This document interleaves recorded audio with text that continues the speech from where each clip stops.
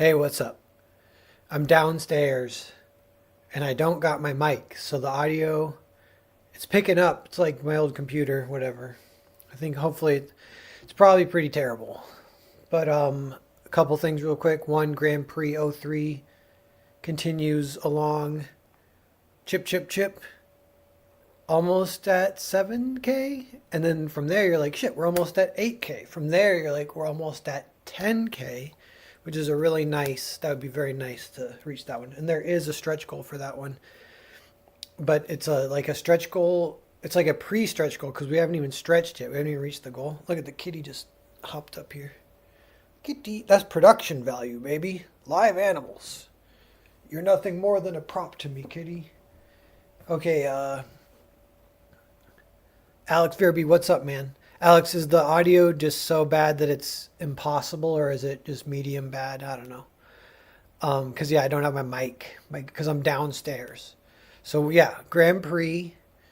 It's a race. It's like a pre-stretch goal race. So if we get to 10K before day 30, um, which remains like this thing, like maybe it's possible. I don't know. It's like 50-50 on Koshai. I think is Koshai, is that the gambling thing? Audio is tolerable. Yeah, I'm trying to enunciate a little extra directly at the computer. Hopefully that helps. I have sometimes I like working downstairs if I'm like writing, which I've been doing this morning because I finished lettering Grand Prix 3 last night, sent it to the editor, which is funny because like it was a big rush to get everything, or like a big, what do you call, a big marathon on that last day, getting everything done. Then I was completely exhausted, and then I'm like, oh, now I have to assemble the PDF, which only takes like 10 minutes maybe, but somehow that mentally was like the hardest thing ever. But luckily I was able to actually like take a nap, wake up, and now then it's like 8 or something, and then I did it, and then I can chill, and then I go to bed or whatever. But hold on, let me have a sip of coffee here. That cat is adorbs. Elmore did not go to Epstein Island and triggered. True. Both on both accounts. Truth. Yeah, the cat is cute. It's my roommate's cat, but I work from home, so she's like very acclimated to me. She's very nice. And she's little. She's like a runt, I guess you might say. I don't know, but it's funny. She's like definitely one of the smaller cats I've ever seen. So let me. What was I talking about? Yeah, working downstairs if I'm writing, finishing that. It's kind of a big. You get dopamine. So if you're a comic artist, you get dopamine from sales, from fulfillment, and from finishing big tasks. So these are what keeps you going. And there are deserts where like you're kind of just grinding daily, you're not selling anything, and you're not accomplishing big tasks like lettering. If I'm lettering every day, it might take a couple weeks, but then after that 2 weeks, then boom, you do get a nice dopamine dump. And I do tend to like I have the instinct to like reward myself, so I'd planned on today taking it off, and I want to do a day where I read and play video games all day and just catch up on some comics, play some video games. But today, the thing I kind of really wanted to do is write, because I got this Percival script I'm working on, and I'm not exactly dead ended, but I'm totally like, what do you like? The gears are all there's like some seemingly impossible problems. So I've done this before. I've been here before in the situation and solved it. Usually, I think sometimes you just give up or you start over or whatever. But yeah. Ooh, it's so bright. It's making me. There's a bright, nice day coming through my giant window. Caleb, what's up? How's it going, man? Maromi, what's up? 50% your cat by common law. Yeah, when he moves out, I can sue for ownership of the cat. I don't know. Alex, you're back to work. Bye. Cool. Yep. Shoot. Now I kind of forgot what I was saying. So let me have a sip of coffee here. Um,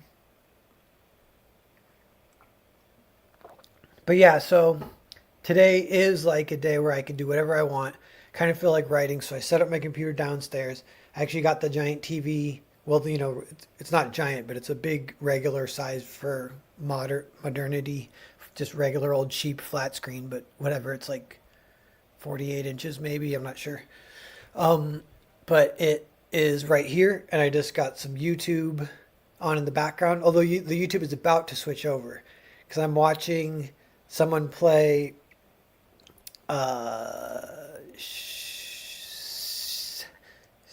Shinkiro Shadows Die Twice. What's it called? The From Software samurai game, and it's fun to have in the background because people die all the time.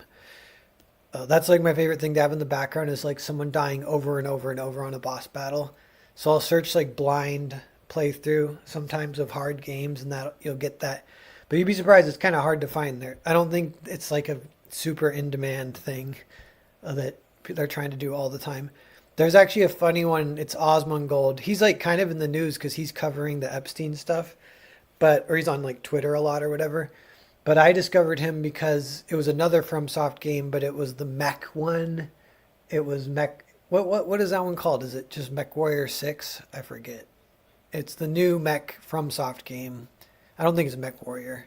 You guys know what I'm saying though. But there's a video. It's like an 8-hour Twitch stream where he was fighting one boss for 8 hours straight and dying. And it's like, who could even do that? That's kind of takes certain type of brain itself or whatever. But Sekiro, yeah, Shadows Die Twice, and that's a good that's good to have in the background, or sometimes music, but I have to have the volume really low for both those things really. But come again, what's up? Cut the stream by chance. Nice. Yeah, I'm just checking in. Grand Prix 3 is live, ticking towards 7,000, which is close to 8,000, which is the goal, which is close to 10,000, which is the stretch goal. So that's all going good. Yeah, and then writing a little. This purpose of this stream is actually to talk out loud about a problem with the screenplay or script that I'm writing right now. It's just for a Percival episode. So for the Percival, I call them episodes because each episode is 3 issues, and it'll be like, and each issue is you try to keep it in a way. It's almost like episodic, or it'll stand alone. You want to, but then it's 3 of them will make the episode, and I'm writing 8 of them, and I'm actually closer than you think. I've been doing this a couple years now, this project, I think. And then before that was the Percival got started, I actually wrote the whole story where he gets back to Camelot after the journey of searching for the Holy Grail. So I have a draft of that that's just sitting there. So, and that was like a couple years before that. So this has been like a 4-year writing project. Besides shorts, this has been like my main focus that I've been writing. But yeah, of the 8, I think I have 5 written, so this will be the 6th. And after this, then there's 7 and 8. I have a lot of them sort of mapped out, but I've been getting it more mapped out as I go. It's not completely mapped out. And I have some ideas for 7 and 8. 7 and 8, I think, will combine. So then, and I did that once. So episodes 2 and 3 combine, but kind of stay a little episodic. Those are really fun. I'm looking forward to getting to those. I'm going to start drawing Percival next year, I think. And it's like, 30-page issues. And that might be a thing where I'm working just on that. The only thing there is still have a bunch of stuff on the plate. So I don't know. A lot of this year, I'm just trying to wipe as much clean as I can, get everything done. I'm doing a few projects where I'm just doing layouts, so I'll just have those in my back pocket, possibly for collaborations or something. But yeah, taking a few backed up scripts through the layout phase. Yeah, Zaid, what's up? Phil, how's it going? Maromi, just waiting for work to start. So that gives you a little idea of what the Percival project is. 8 episodes, 6 are this is the 6th, and each one has its own like flavor. This one is going to have a little bit of like a Kafka-esque flavor with bureaucracy just outside, because the the kind of huge big arc is the section that he's traveling in, like pre-Diluvian North Africa, but like almost more like Pangea-ish or whatever. I don't know. And definitely get some freedom by making it pre-Diluvian. And the idea being too, it's like this is like, oh shoot, what's the word if it's uh like the Arthurian mythos, it kind of has two influences. It has blank and then Christian. And Christian kind of came later. But before that it was blank. And like it's not Gnostic, but it's like, I don't know. That's like the more ancient stuff. That is, a lot of it's not even written down. It's just passed by word of mouth. So even that is like enveloped in the Arthurian mythos.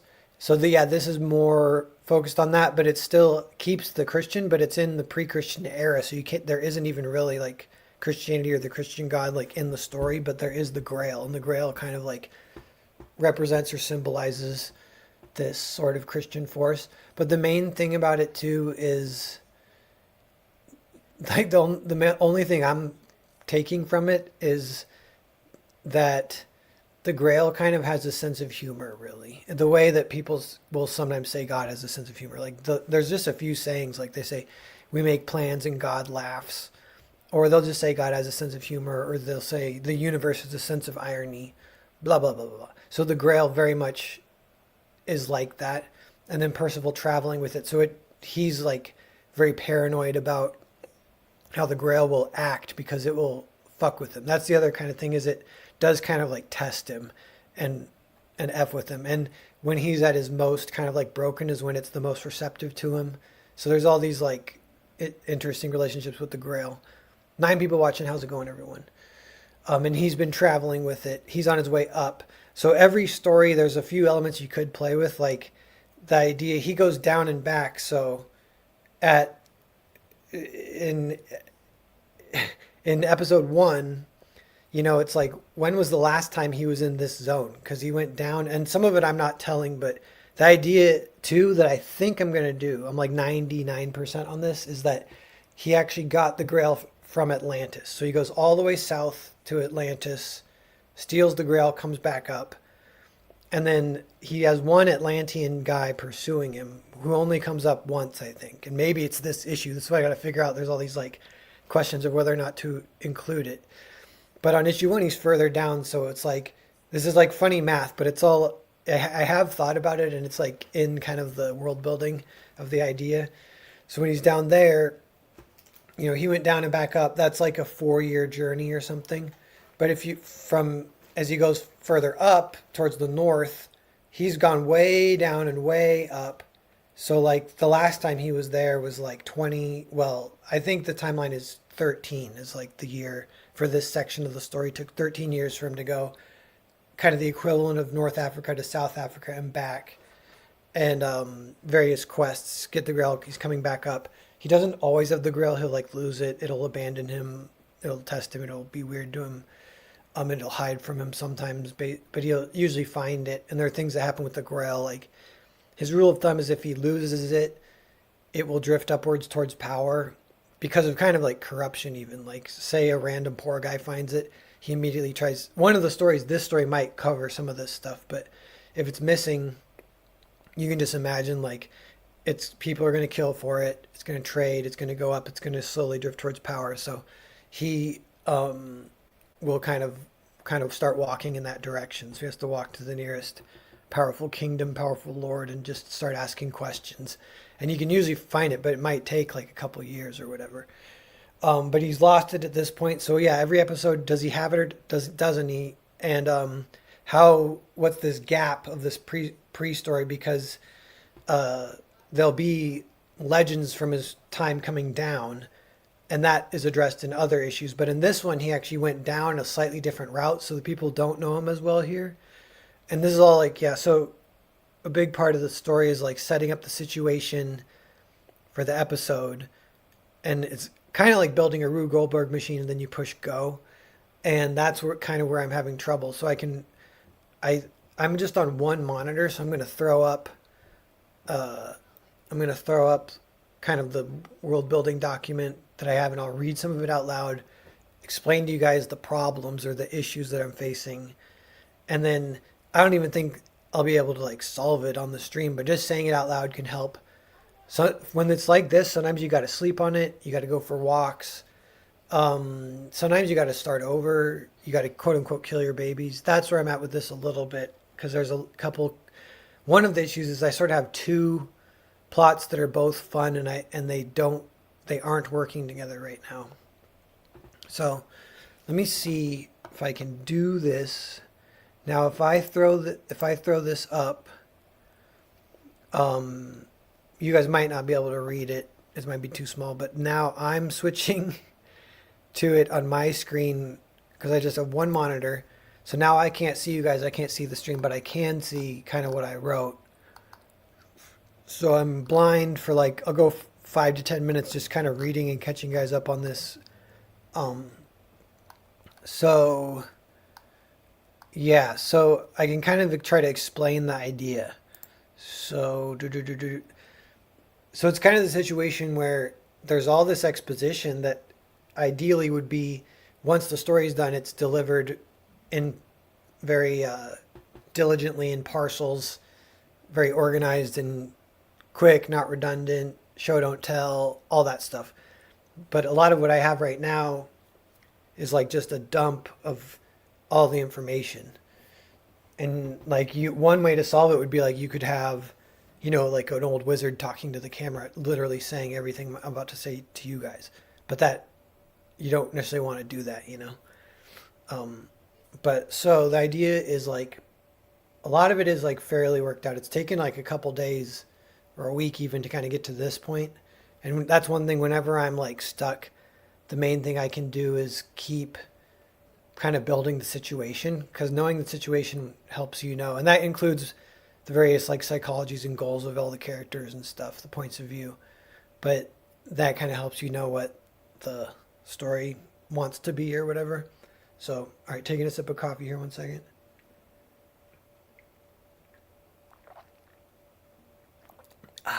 More of a chug. It's getting kind of cold, so I can chug it. It's kind of gross-ish. That's YMCA coffee. Blah, blah, blah, blah. Okay, so the idea is the last time he was in this area was 13 years ago, maybe 12. I'll find the exact number or whatever.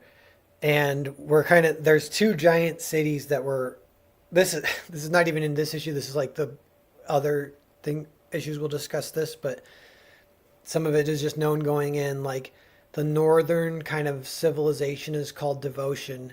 The southern civilization is called tribute. Devotion is conquered, tribute kind of the way Rome would conquer southward. And it's kind of a peaceful time. Rome sort of occupies, but kind of lets them do their own thing. Just takes, some money and just kind of alphas them. In between is a giant desert. There's like some stuff going on there too. But then as you enter devotion, this is where some of it I'm kind of working out, but devotion, it has like a giant like borough, kind of like poor, huge like sprawl poor city. Then kind of a little barrier, which I don't think is like super enforced, but it's like a sort of barrier. Like you could run across it if you want, but this is some of the stuff I'm kind of trying to figure out. Like, because if you say like just rules, sometimes it sounds weird, and you got to think about it. Like, okay, how do they enforce it, or is it worth it to enforce it? And a lot of times you're like, even if you're a leader, you can picture a leader to a lot of problems being like, who cares? Who cares? Like, what, you're not going to let, because so the part of devotion is it has a huge concentric garden, which is almost like a forest, like quote unquote the king's forest. So it has this giant forest with like fields and tundra that takes like a couple days to cross, and there's some highways to that. Then there's like inner devotion, which is rumored to be like a paradise, and it's just like a pretty nice big city, not unlike Camelot maybe.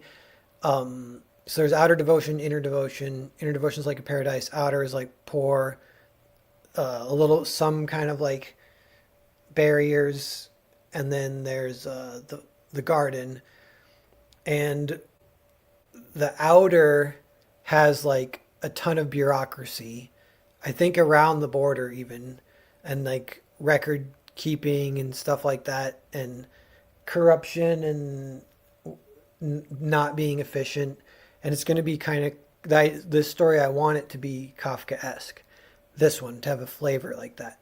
And this whole story kind of is about outer devotion, and then the last two episodes, 7 and 8, are about inner devotion. And this one is a little bit about the garden. The next ones might be about the garden too. This one has some things like people can kind of harvest the garden. They can harvest some mushrooms, some drugs, and there's like a little drug trade going on. Some like medication kind of situations going on. And I think there's one character in this story who's like kind of an expert with mushrooms, and there's like a truth mushroom, and he uses that on Percival, blows the dust in his face. It kind of makes Percival drugged up, and he gets very lucid and truth speaking because he needs to know some stuff. So yeah, so when I'm saying there's like a I've been saying there's a gate, but then I'm like, well, how is it really enforced? Like, why do they need to enforce it? Uh, the forest itself is like, you know, a gate of sorts to separate the outer from the inner. And if you're gonna have a gate to really keep people out, that might be like at the other end of the forest. Um, but I'm thinking maybe what they do is a like curfew system. So they do have checkpoints uh, to get into the garden, and they just give you this a day pass basically, and pretty much anyone can get one. And yeah, you can go harvest mushrooms. If you do, they inspect whatever you bring back out, and if you're in like a trade working off of the garden, they keep track of that. And you got to pay them a little bit. That's almost like they decided to do like lottery systems. Maybe I'll put that in. So I might type that uh, lottery system to harvest mushrooms in the garden. So yeah, so that the gate has like massive note taking about who's been in and who's been out. Um, and yeah, like paperwork, uh, and yeah, I'm trying to think. So that's one thing. So for that's and so Percival trying to get through, he has to give his name, and they're like, "Well, we have an issue. Your name flagged something. The issue is that we already issued a day pass to you earlier today. So there's a seemingly two Percivals. So you're under arrest, and until we can figure out who this other guy is. And then meanwhile, this other guy, he only had a day pass. They're expecting him back, and so that's kind of one thing I got. And then the other thing is the backstory of why there's two Percivals is in this area. 13 years ago on the way down, Percival had one of his adventures and ended up killing a corrupt lord, kind of more on the east gate of devotion. And this is, yeah, 13 years ago, so quite a bit was different. But he had teamed up with a knight, an older knight named Jordan. And then, and some of this is like way backstory. It's not too worked out. It might change. But so, yeah, Percival kind of befriends Jordan, kills that guy. Then at this point in Percival's journey, he still had his suit of armor, and it's really iconic. And so he's wanted for killing this guy, and the suit of armor is like immediately identifying him. So they kind of hatched this plan to just basically leave it. So Jordan is going to take care of his armor for him. And he's got a bunch of money at this point too, and he doesn't need it all. He's going to continue south for the Grail, traveling light from this point is the idea. So he leaves it with Jordan. Cut to 13 years later, Jordan is dead. Percival's on his way to like look him up, but Jordan, he runs into the situation where there's a personal impersonator at the South Gate where the complications happen, and then Jordan, what happened, which Percival hasn't found out yet, but Jordan, when he died, his like contracts for possession for these it's like a holding possession, like, and there's this holding firms were bidding on his possessions, and this holding firm at the Southern Gate inherited all his contracts for holding, and one of the contracts is for Percival's stuff. And then the contract, at the point that they bought it, it's set like at a 10-year expiration. And now it's due to expire like in 2 weeks or something at this point when Percival walks in. So he doesn't know it, but this has kind of been happening. Now, as this is happening, there's two things. So the other thing is like, this gets like sort of complicated. And then I'm like, shit, is it too complicated? I'll write in my notebook. I'm like, I just want to tell a simple story, damn it. To scratch an itch on, like, I just got to take a break from this, write a super simple story. Because some of the other Percival stories have been relatively complicated too. But yeah, I think if you got to lay it all out, the various forces.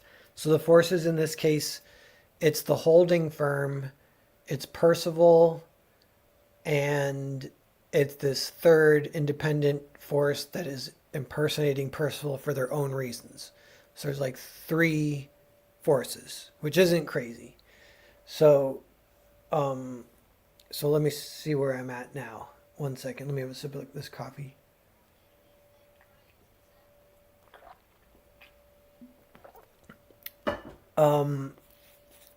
So the firm, it's expiring.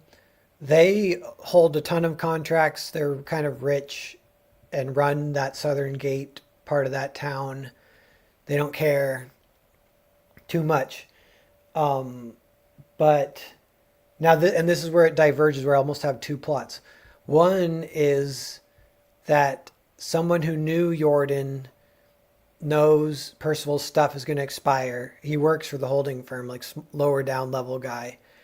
And he wants to claim it so the holding firm doesn't get it. So his plan is to kind of fake being Percival, claim the stuff, or he uses his cousin.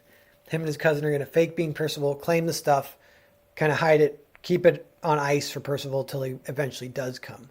But then the timing ends up being bad when Percival is in the area at the same time they are.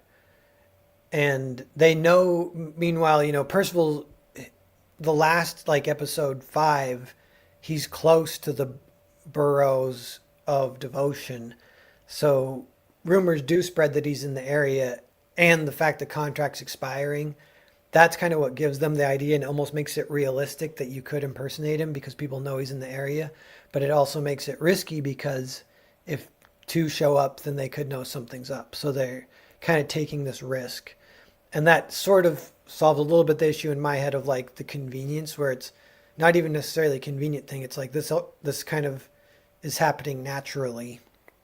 The only thing that's convenient is the expiration, but the fact, like, it could actually be like it's expiring in 3 months, in 6 months, it could be expiring in a year, and they're a little bit like shit. But I think I kind of like 2 weeks is just the contract is kind of trending towards this idea that the holding firm is going to get it. So this employee he doesn't know Percival, but he did know Jordan. He was maybe related to him, and he's going to try and sort of do this favor, but they end up getting into trouble. So that's sort of like kind of like one plot that's happening now. And then the other plot is that of what happens, what the holding firm inherited. And this is like, yeah, maybe too complicated. Maybe some of this can get cut down. But I'm trying to think even the simplest version. So say like, yeah, the holding firm, it keeps all the stuff. I think for purpose of the story, it's not exactly on location. So it is like more towards the east gate. Maybe there's a shortcut through the garden to get there quicker. maybe not. Um, but that kind of helps in some ways with the logistics. And sometimes it's fun to have kind of crazy logistics. But so there's the East Gate. Presumably the armor and the stuff is there. And then how they fake being Percival, I'm still kind of figuring that out too. Um, but yeah, what's so the second plot is it's almost more like what the holding firm, but they go, they get the key, the turn-in key from the holding firm for the claim. They have to take that to the claim spot. Oh, this is all like the Kafka-esque type stuff. So then, and some of it's almost like comedic, like why couldn't the holding firm just have everything there? And you can think of reasons why they don't. One is just like they have a ton of stuff and it can't all even fit in that building. So yeah, the building that has this shit is like way north. So they need to go there. But then when they go there, they find it's a double key, and the final key to get the stuff is you have to solve basically a riddle from Jordan, where Jordan uh, says what was my daughter's favorite game to play with you, Percival. So if anyone claiming to be Percival, because they had worried about people claiming it, they have to worry against this kind of stuff. And Percival knows this and remembers it. The other guy doesn't. So the other guy hits an immediate dead end. And then I think kind of gets arrested because at this point Percival's been spotted. And they're like, shit, we've got two Percivals. We don't know which one's real. We're going to arrest them both and we're going to see what's up. And then, which everything I've described so far is like kind of okay. But yeah, I just don't know. But so then what I've actually written, and some of this might need to get rewritten or deleted or whatever, but I have Percival.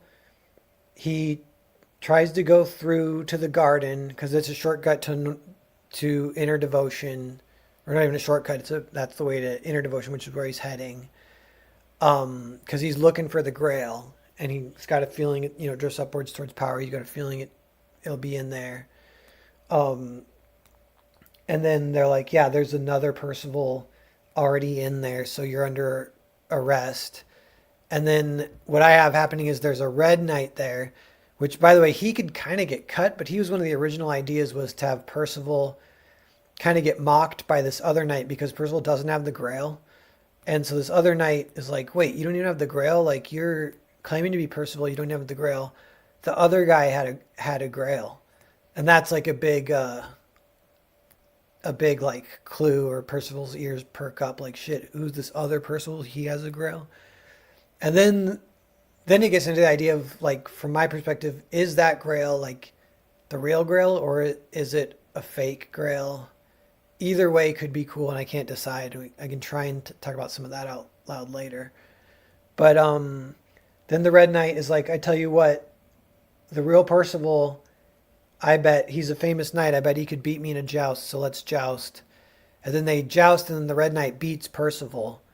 And then so then the Red Knight takes his horse as ransom, and then he gets briefly sent to like a hospital, but he's fine. And then some of this the Kafka stuff, and they're charging him for all this, and they say the exchange rate is bad, so they actually are kind of taking all his money, and they have him strapped down too. And then they send him to the employee, and they're like, okay, put him down in like the holding room, so he's gonna be like put down like with like suits of armor where they hold for other people. It's not really a prison, but they're like, put him down there until we catch the other Percival, then we'll get to the bottom of this. But meanwhile, that guy is the guy who's already hatched this plan. This is what I have now. This is where it gets quickly, like, it circles back on itself of like, this is where we have issues. But everything I've said so far like kind of works. So seemingly this is the guy who has, with his cousin, hatched this plan. They've already, they either have the Grail or have faked the Grail, claimed to be Percival, got the ticket, but they don't know the password to get the money. And so they kind of hit this dead end. Then he gets arrested because the other Percival shows up. And the Red Knight's kind of one of the main guys running this, so he arrests him or whatever. And then this other guy, knowing, I think that he knows his cousin has been arrested. He knows that they're going to try and figure out which one's real. He knows his cousin is fake and this guy's real. And I think he somehow knows. Yeah, so this is where I'm like, okay, but I'll just tell you is what I got. I kind of have it that maybe the other Percival, I call him New Percival, he didn't get arrested. Like, for whatever reason, something happened. Maybe he went and came back before Percival showed up, which is what I might have to do. But just the fact that he was on the books twice that day, Percival showed up, and they know he's a different guy, so that's why they arrest him. But it's a little bit funner if, like, this system, the logistics of, like, it's like the Kafkaesque thing, like, well, we have to take your name to enter the garden, and you're already in there according to our books, so there's two of you, so you're under arrest. Like, I really love that. But so then, yeah, maybe he sends a messenger. Oh, I might have just solved it, you guys. Oh, so maybe he's stranded, and then if he doesn't get back before nighttime too, then the day pass expires, and then yeah, it can be dangerous. They'll kill you, or like that's punishable by really bad stuff too, or whatever. But say he knows they're looking for him, and he actually gets a messenger back to his cousin, tells him the issue. The issue is they don't know the password.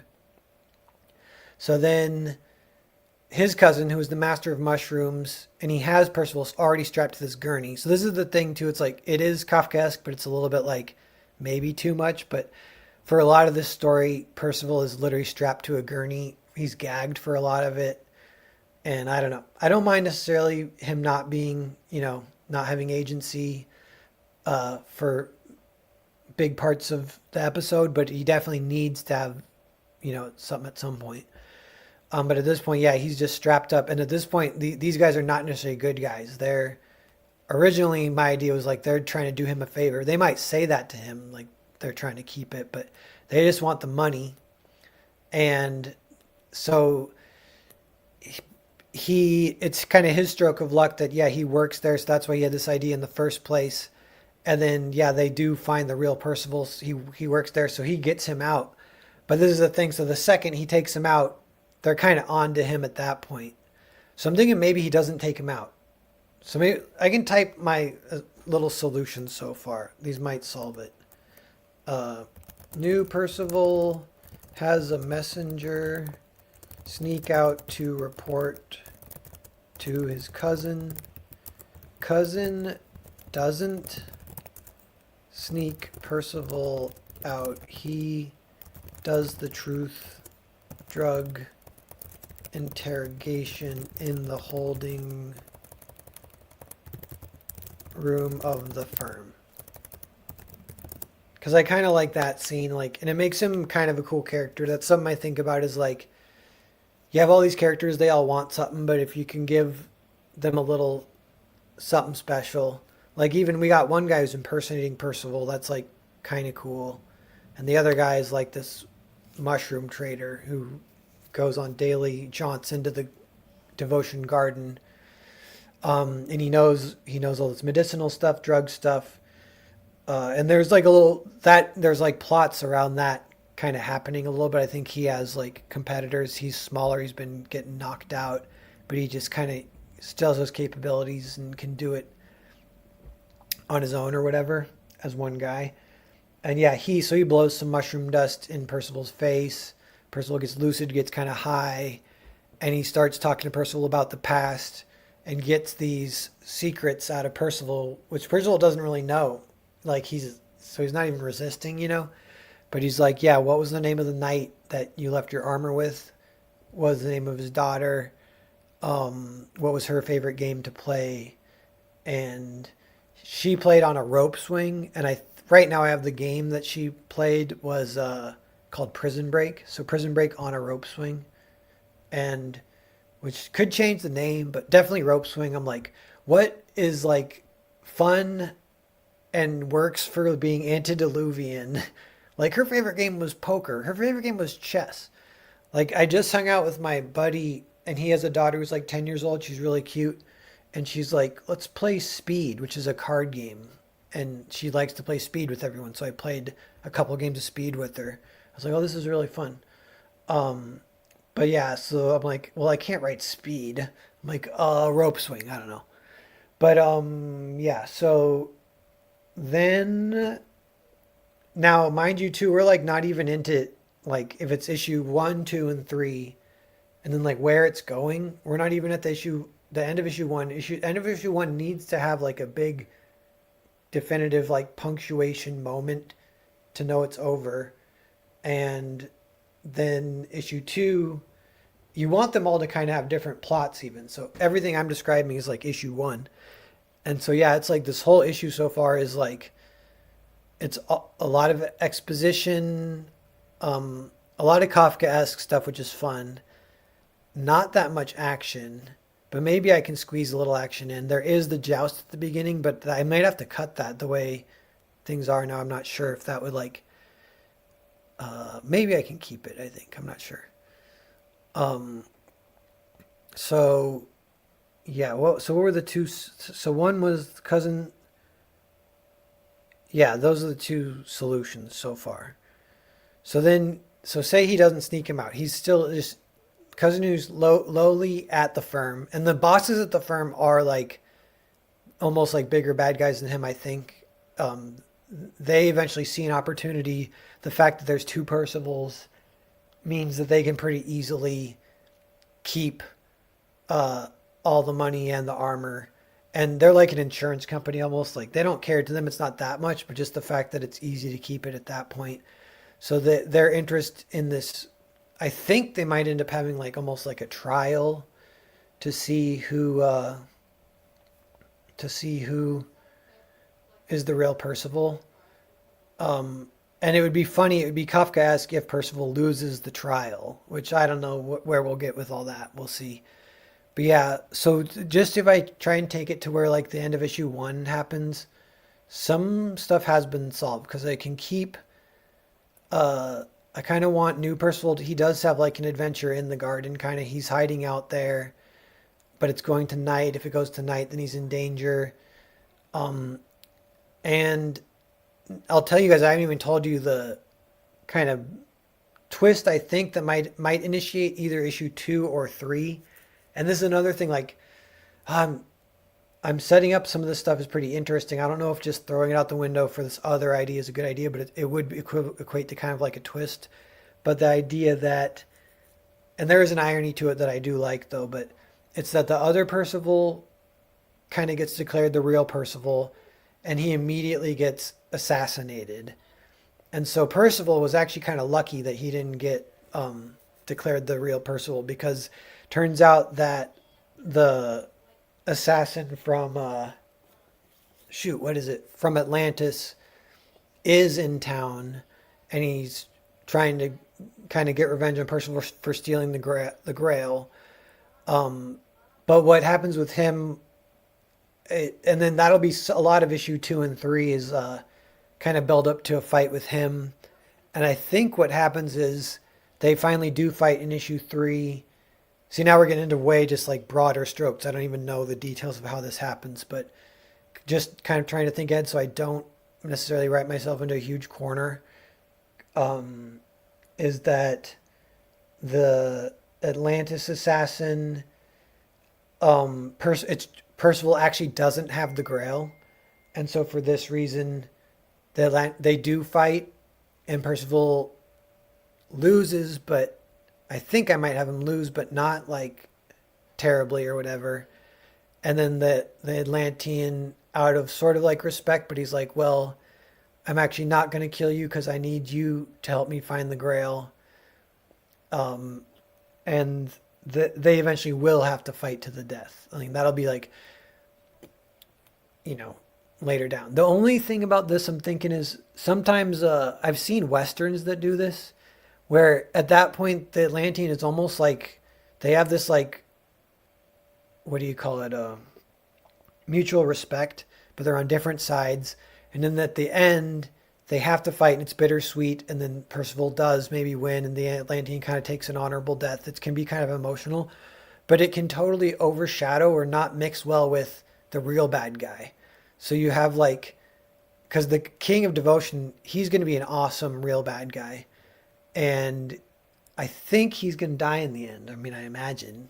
Uh, and you can even have like the Atlantean is the one who kills him, say, or something, and then the Atlantean and Percival have to fight, and then Percival kills the Atlantean. Like that is not satisfying. And if anything, if you do that, it's almost like you like the Atlantean more than Percival. You're kind of mad at Percival for killing the Atlantean. Not satisfying. Then it ends. So you want like satisfaction. You could get satisfaction by making the Atlantean like actually evil and working with the king. Maybe I'll do that. Maybe that's like pretty good. And he's the king's right hand man, Percival. And then the only issue there is, yeah, Percival does have to um, kill him and the king, I guess. And that you can kind of have, sometimes that is a little anticlimactic of like, all right, which one's the climax? Like, is killing the king climactic or is killing the Atlantean climactic?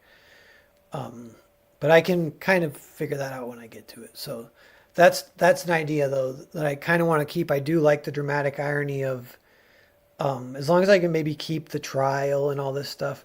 But there's still other ideas I was kind of thinking that's fun is maybe what you could do is if somehow, and there's a big twist I can add is the enter the daughter who now 12 years later she's grown up.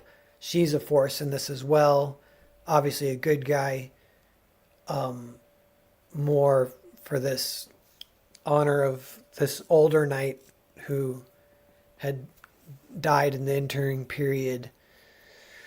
And yeah, I don't even know how that works out exactly, but so I think if it can get to where, so the one problem too is if you to even get to the trial, which is a lot of fun, it kind of that almost feels convenient. Like snap, they both well, like I don't know, the guy gets arrested now trial. It's like okay, he made a mistake, he gets arrested, but what I was thinking we could do, this would be kind of cool, is maybe the new Percival, their kind of plan kind of works. Like he actually gets the passcode smuggled back to him even. But then it's after night. But he goes and he gets it, claims the armor. And then it's after night and they are trying to arrest him. So he's screwed. So he hides the armor. And a lot of people, they're more interested in the money. But Percival kind of wants the armor, but the armor and the money, or maybe they're going to sell the armor. It's worth a lot. I'm not sure, but that could be something to kind of work out a little bit. But yeah, he hides the armor and the money. Then he gets arrested, but then he won't tell him where it is. And then, so that's kind of an interesting situation that I could play with. Like some stuff could happen with that. But one other idea is a way that the daughter could enter the story potentially is like during the trial she shows up and their plan is like, I think one of their plans is like just make them fight and the winner is the real Percival. Because mind you, though, I kind of think it almost works if the fake Percival literally had the real Grail. Because then people would like straight up believe that's the real. Like the evidence is more on his side. But something happened and he doesn't have the Grail, I think. And there'll be a story of how that. So yeah, I got to work that out. But so maybe they're going to make him fight to the death. They don't want to. Maybe they kind of do, but the girl steps in, changes the fight to where if there's a way that the armor has been hidden and neither of them know, and then it's like they both get released into the garden. Good luck. If you find the armor, you're the real Percival. Like that's kind of fun too. But getting there is weird. I don't even know how I'd work that. The other thing about that is there is this idea of maybe doing a third Percival, which is maybe too crazy. But I got to think about this. Of like, it's kind of fun if there's, and this is one way to solve some of these issues. There's one Percival stuck behind in the garden. There's one Percival they're preparing who will know the, as like the real Percival who will know the, the password or whatever. And then, the armor, like, I think the girl, what it could be is like the girl does run her father's account still subcontracted to the holding firm. And when she finds out some shenanigans have been happening of trying to claim it, she hides it. And she's the one to kind of like stop that situation where they're going to kill them all or get them to kill each other.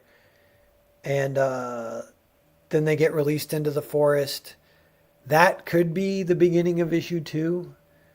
And then the beginning. So, issue 2 could be they're all in the forest looking for the stash. Whoever gets it is the real Percival.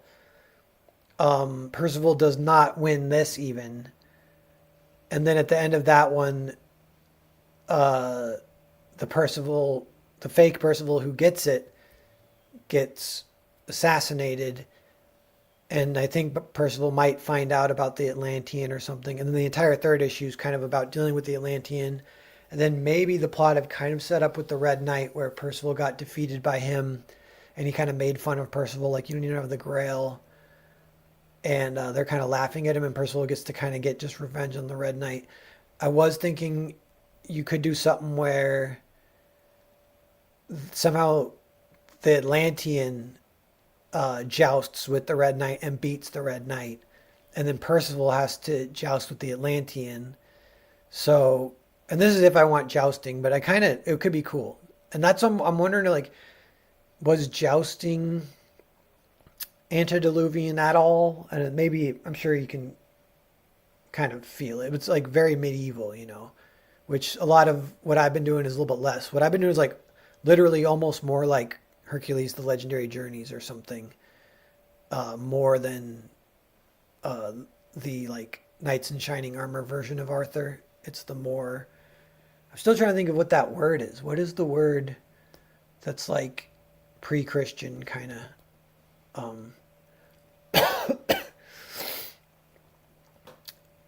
that would still lead to some of these myths, like the Gaelic myths and stuff. But it is Gaelic, a lot of that, like, kind of stuff. And I kind of feel like some of it might go pre-Diluvian, but they didn't write any of that down. That's why you can kind of get away with it too. So what was I saying? The last thing is they're going to have to duel. Oh yeah, the last thing is maybe like, so the Red Knight beat Percival. And again, it's like, this is a whole other thing. This would be the equivalent of like a B plot, I guess.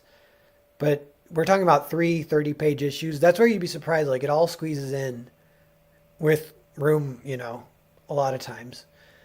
But yeah, the Red Knight beat Percival. The Atlantean beat the Red Knight. And then now Percival has to fight the Atlantean. And based on this, it's like, how does he even have a chance? And so you can build up some real stakes. And then he can have like a really good fight. And I think for the fight against the Atlantean, he does get to wear his armor, which is a lot of fun. And the Atlantean like beats him but doesn't kill him. And then now I got to think of what's the absolute end. A lot of what I'm saying, I think I can fit it in. I think we can do this. But the absolute end is Percival needs to kind of like, they know he's the real Percival. They're going to let him walk into Devotion, and Devotion knows he's coming now. Devotion knows that he's was wanted 13 years ago. They're trying to decide about what to do about that. Um, and I have some fun ideas about that.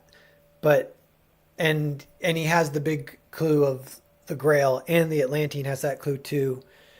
Um, I think he might spend a few days healing. He wonders where the Atlantean went, and the Atlantean already moved on without him towards Devotion. So he knows going in there, the Atlantean will be there too. And then he moves towards inner Devotion, and that's the end. And he will kind of, he befriends the daughter. He gets to tell her a little bit about her father because she doesn't remember much. So that it's good if every episode has at least one kind of emotional thing. And I was trying to time it with a little bit with more of the fake Percivals, but they are kind of not very honorable is the problem. And yeah, it's like, and by the way, the guy hatching all the schemes, I don't think he dies. I think it's only his cousin dies.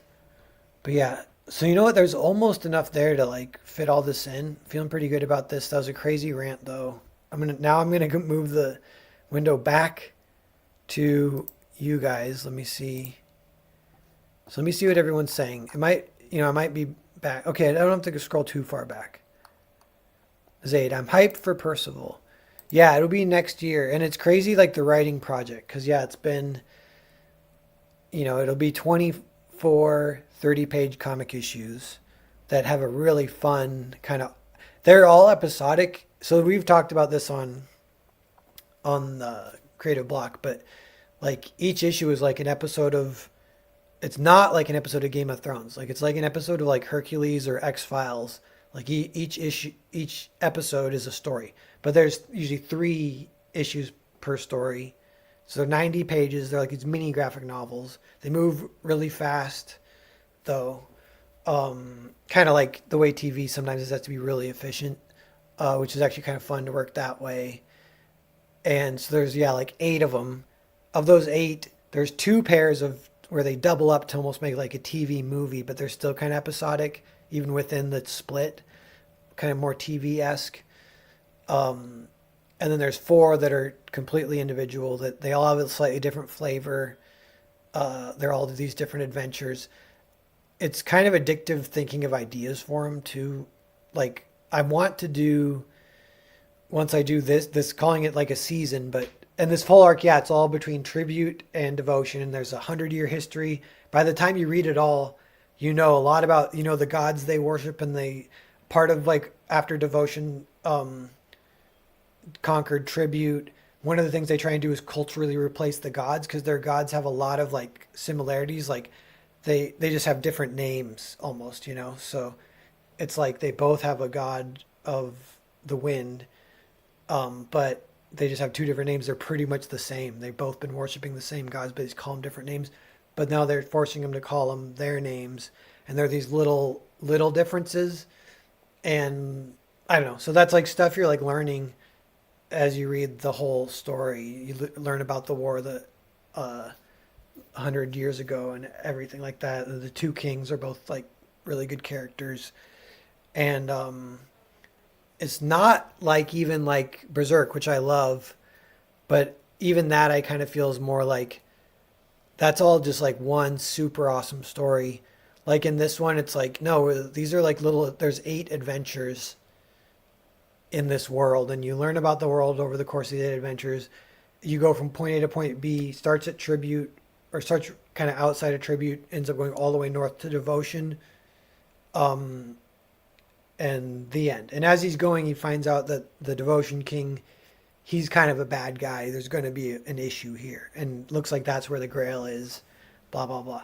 So he ends up, and it ends with him like, yeah, he has the girl and he goes on north, keeps going towards Camelot. He doesn't reach Camelot, it's like that's the end. But then I want to maybe do like another season of another 8. But it's so much work. Like it might take me 10 years. God, I hope it doesn't take that long. We'll see. If I don't color it, because I maybe try and do it all just black and white, but traditional art, try and make it super awesome, but kind of like black and white, maybe some gray maybe manga style, but like drawn pretty big. That's how I kind of want to do it. And yeah, if I do that, it could potentially go faster. It could potentially be like,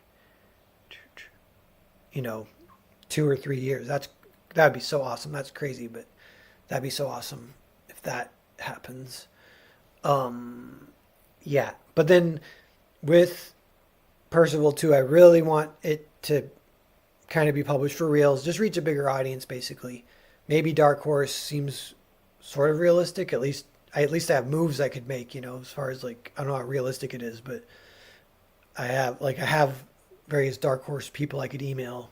There's actually a Dark Horse editor that lives in my town who I haven't met yet, but people I go to convention here, they're like, yeah, she is an editor for Dark Horse. I'm like, I've worked for Dark Horse. I could talk to her, just see what's up. But I don't even know if that's the best path, though. I'm like, it might be better to just not even bother with that and more like focus on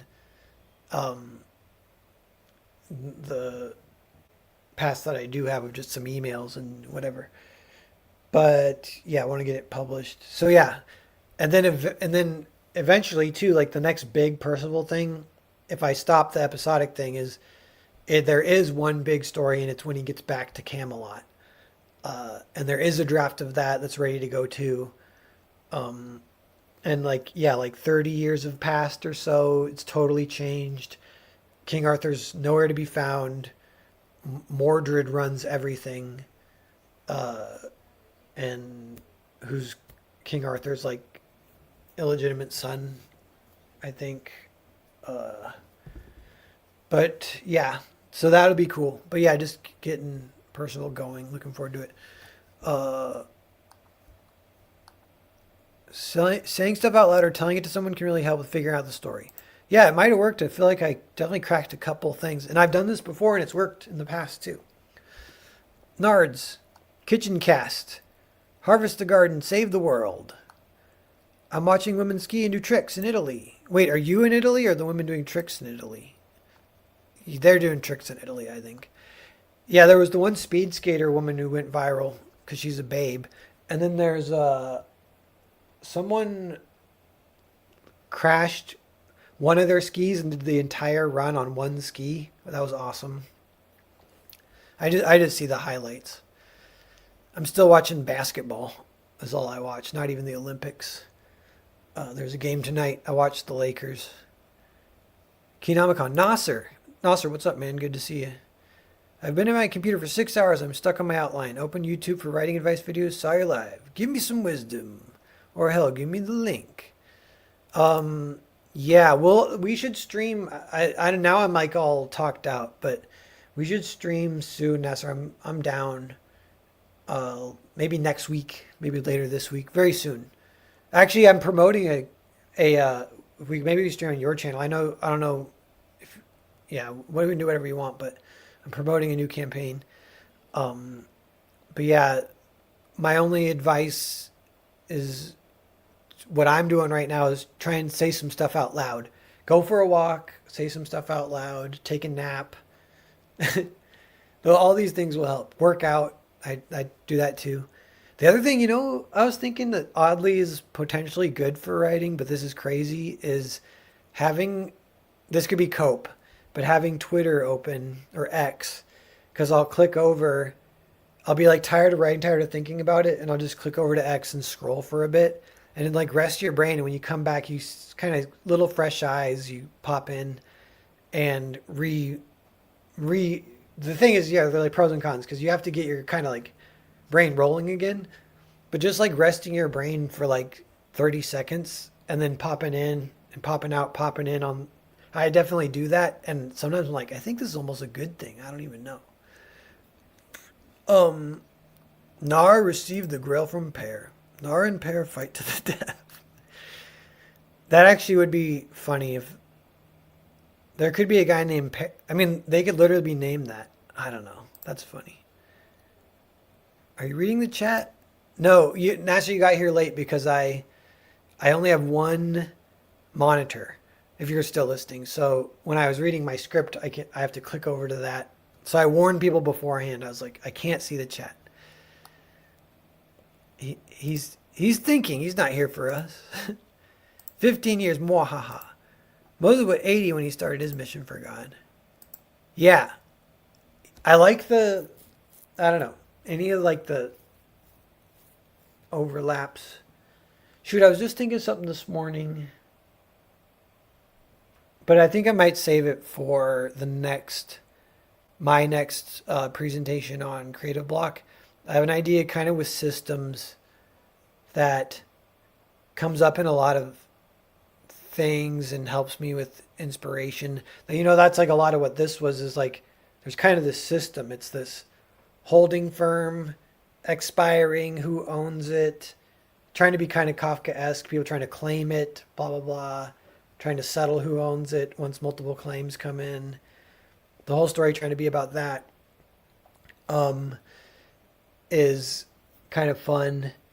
And even as I say that, I'm like, shit, it almost feels like that could be the whole episode. So there's this version in my head still so I'll see when I get there, but I'm like, do I even need the frickin' Atlantean assassin coming in? That's borderline left field. There's some left field stuff in this. Like there's giant women, and there's only 2 of them, but they're in issue 2 and 3, and they don't play a huge role even. They're kind of in the background. And I don't know if that's good or bad. It's like, well, I'm nervous about that. And that might be something I keep rewriting if I go back to that or in the process of drawing it, tinkering. But that's a lot of this is not too fantastical. A lot of it's like, there's like awesome sword fighting and stuff, but it's all more like, it's just like a guy in ancient city messing around with shit. Or I guess the Grail's the one thing. The Grail's the miracle cup. People kill for it, but it can cure these injuries or whatever. Percival can't use it on himself. That's one of his rules. Jaro, I'm really looking forward to this Percival epic. Thanks, Jaro. Yeah. Yeah, pretty good download this stream. Telling you guys what I have on it so far. Nasser, hell yeah. Sweet. Yeah, let's chat, Nasser. Or DM or whatever. Max Landis live stream. What were you on with Max Landis, Nasser? That's kind of fun, if so. But yeah, guys, so I'm sort of wrapping up here. I may have solved my issue. I'm sure when I get back into it, there little things will come up. We'll see.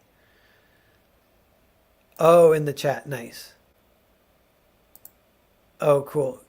I wonder what I want to watch it now. I'm curious what Max Landis is up to. But yeah. Yep. All right, I think that might be it, fellas. I'm gonna get out of here. I feel like this was fairly successful. I'm feeling good. Sometimes that's maybe that's like a dopamine thing too, and why I like to do it. But solving a problem with the writing, if something's been bugging you, because this has been hanging over my head for a week. Somebody's texting me. Gotta see what that is. But yeah, all right. I'll end the stream. See you guys later.